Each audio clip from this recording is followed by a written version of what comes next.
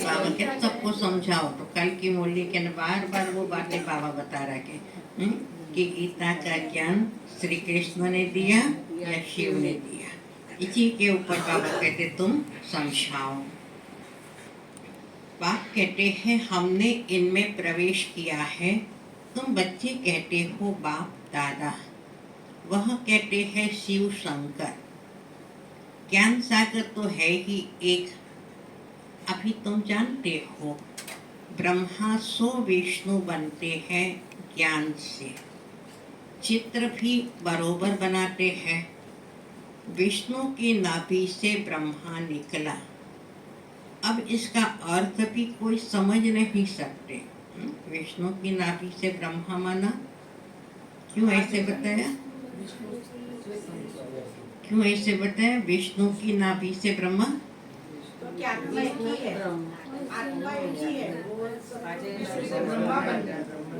विष्णु ही 84 जन्म लेकर अंतिम जन्म में ब्रह्मा बनता है।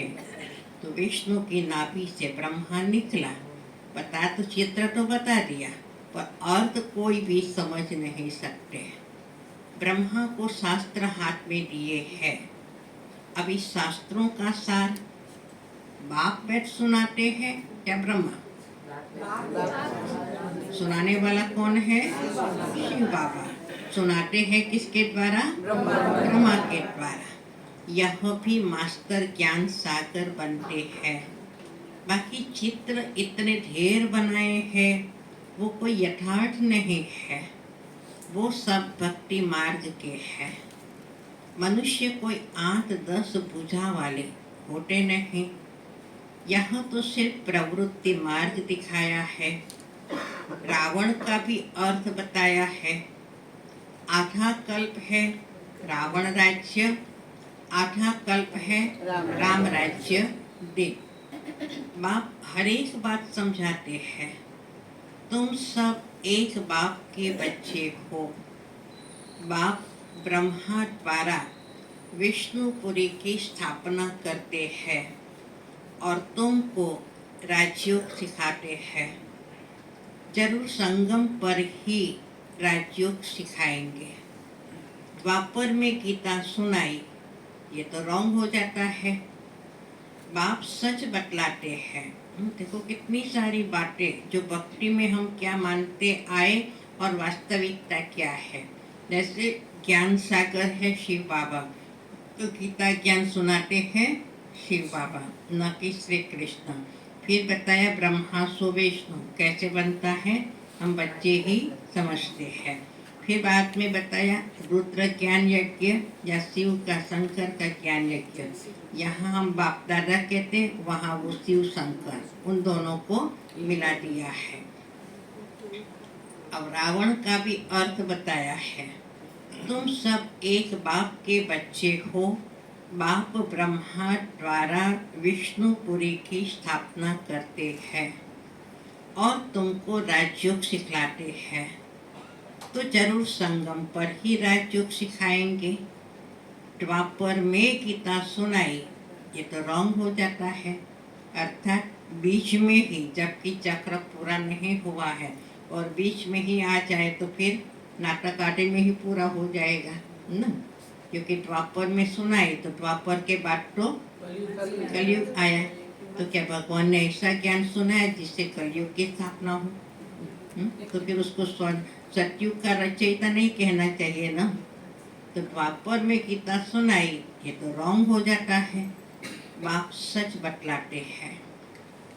बहुतों को ब्रह्मा का, श्री कृष्ण का साक्षात्कार होता है। ब्रह्मा का सफेद पोज ही देखते हैं। शिव बाबा तो है ही बिंदी।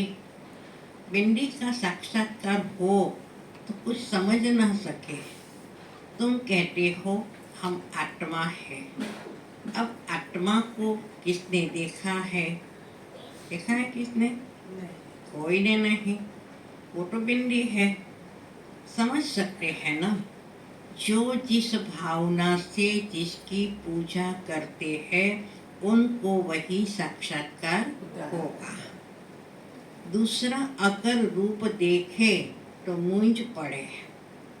हनुमान की पूजा करेगा तो उनको वही दिखाई पड़ेगा, गणेश के पुजारी को वही दिखाई देगा, और तभी तो वो खुश होगा ना। अगर हनुमान का पुजारी है और गणेश दिखाई दे तो खुश होंगे वो? नहीं, वो तो खुश नहीं होगा, क्योंकि उसकी तो भावना हनुमान के अंदर बैठी हुई है। बाप कहते हैं हमने तुमको इतना धनवान बनाया, हीरे जवाहरों के महल थे, तुमको अनगिनत धन था, तुमने अभी वो सब कहाँ गवाया? कहाँ गवाया? बच्चे क्या कहते हैं? आपके ही मंदिर बनाए, आपके ही मंदिर बनाए। अभी तुम कंगाल बन गए हो, भीख मांग रहे हो। कौन सी भीख मांगते हैं? कौन सी भीख मांगते हैं? सभी प्रकार की, स्थूल में तो मांगते हैं, सूक्ष्म में भी सुख दो, शांति दो, खुशी दो, मांगते हैं ना। वो भी नहीं है जीवन के अंदर। बाप तो कह सकते हैं ना, नेचुरल है। लौकिक में भी अगर बाबा बहुत हमको धन दे और बच्चा खा पी करके उड़ा दे तो बाप हिसाब तो पूछेगा ना, कितना सारा दिया, कहाँ गया। तो बाप भी तो बाबा कहते, बाप भी तो कह सकते हैं ना कि हमने इतना सारा दिया और अभी भीख मांग रहे हो। अभी तुम बच्चे समझते हो, बाप आए हैं, हम फिर से विश्व के मालिक बनते हैं। यह ड्रामा अनादि बना हुआ है, हर एक ड्रामा में अपना पार्ट बजा रहे हैं। कोई एक शरीर छोड़ जाकर दूसरा लेते हैं, इसमें रोने की क्या बात है?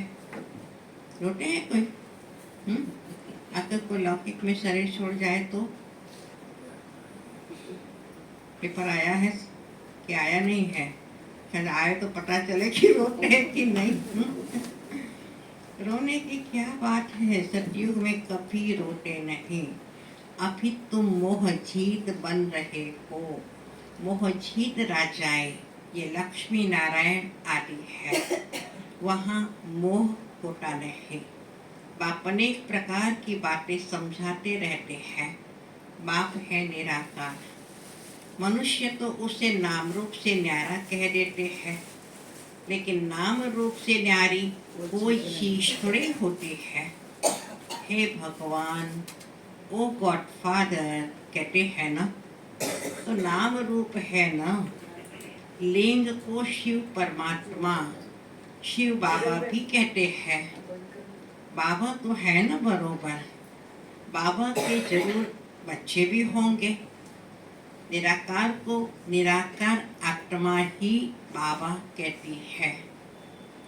मंदिर में जाएंगे तो उनको कहेंगे शिव बाबा, फिर घर में आकर बाप को भी कहते हैं बाबा, मतलब अपना लौकिक पिता को भी तो बाबा कहते हैं ना। अब अर्थ तो समझते नहीं, हम उनको शिव बाबा क्यों कहते हैं? बाप बड़े से बड़ी पढ़ाई 2 अक्षर में पढ़ाते हैं, अलफ और बे। अलफ को याद करो, अलफ मना अल्लाह, बे मना बादशाही। अलफ को याद करो तो बे बादशाही तुम्हारी है। ये बड़ा भारी इम्तिहान है। मनुष्य बड़ा इम्तिहान पास करते हैं तो पहले वाली पढ़ाई कोई याद थोड़ी रहती है ना। जैसे आगे आगे पढ़ते जाते हैं तो पीछे का भूलते जाते हैं, उसका सार ही बुद्धि में याद रहता है। पढ़ते पढ़ते आखिरी तंत्र माना सार बुद्धि में आ जाता है। यह भी ऐसे है, तुम पढ़ते आए हो, अंत में फिर बाप कहते हैं मन मना भव, तो देह का अभिमान टूट जाएगा। ये मन मना भव की आदत पड़ी होंगी तो पिछाड़ी में भी बाप और वर्षा याद रहेगा। मुख्य है ही यह, कितना सहज है। उस पढ़ाई में भी अभी तो पता नहीं क्या क्या पढ़ते हैं। है ना? और आजकल तो कितना पढ़ाई का भी विस्तार है, कितने अलग अलग प्रकार के कोर्सेज चलते रहते हैं। और पढ़ाई का इतना विस्तार है तो कहते हैं कि सारी लाइफ अगर कोई व्यक्ति पढ़ता रहे तो भी पढ़ाई पूरी नहीं होती है। ये कोर्स किया, वो कोर्स किया, वो कोर्स किया, चलता ही रहता है।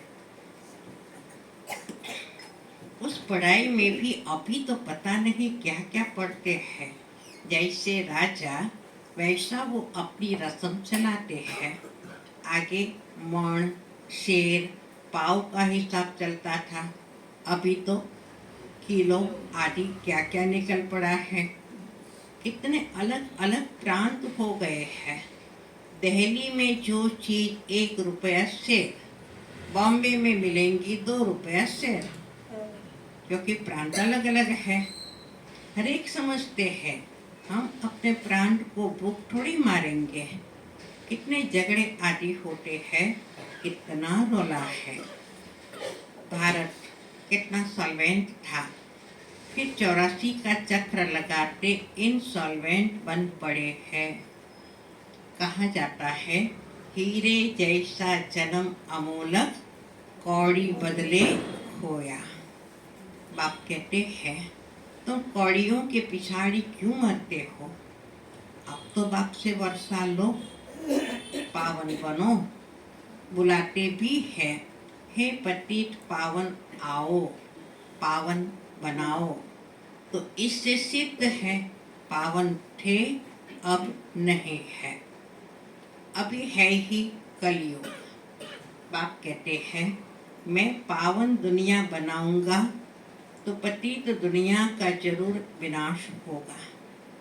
इसलिए ही ये महाभारत लड़ाई है जो इस रुद्र ज्ञान यज्ञ से प्रज्वलित हुई है।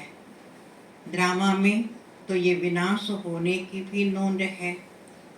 पहले पहले तो बाबा को साक्षात्कार हुआ, देखा इतनी बड़ी राजाई मिलती है।